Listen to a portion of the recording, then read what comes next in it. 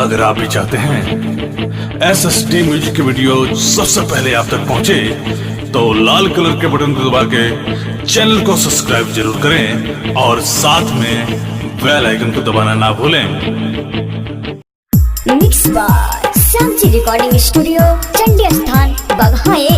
खेली हमारी डकोटी रे, mix by DJ Kanchana Muzaffarpur, presented by SSD music. खेली हमारी डकोटी रे, तोके भूले खाती ज्योति रे, खेली हमारी डकोटी रे, तोके भूले खाती ज्योति रे, खेली हमारी डकोटी रे। याद सतावता बड़ी रोवावता, याद सतावता बड़ी रोवावता, नहीं खाई खाना रोटी रे, तोके भूले खाती ज्योति रे, खेली हमारी डकोटी रे, तोके भूले खाती ज्योति रे, खेली हमारी डकोटी रे, खेली हमारी डकोटी रे, तोके डीजे कंचना मुजफ्फरपुर, भूले खाती ज्योति रे, खेली हमारी डकोटी रे। ससुरावा हमसे दूरावा चल गईले रे,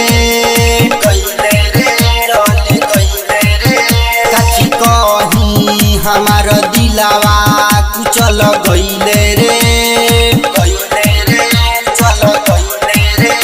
ससुरावा हमसे दूरावा चली गईले रे, काची कहीं हमार दिलावा कुचल गईले रे। पन नाही करबे तो जानो हमार छुट्टी रे, तोके भूले खाती ज्योति रे, खेली हमारी डकोटी रे, तोके भूले खाती ज्योति रे, खेली हमारी डकोटी रे, खेली हमारी डकोटी रे, तोके डीजे कंचना मुजफ्फरपुर, भूले खाती ज्योति रे, खेली हमारी डकोटी रे। देखे दुख हंसतारे झमन के लगावारे, झमन के लगावारे, जाके चेक कइली है बिपिन के जनवारे, बिपिन के जनवारे। देखे दुख हंसतारे झमन के लगावारे,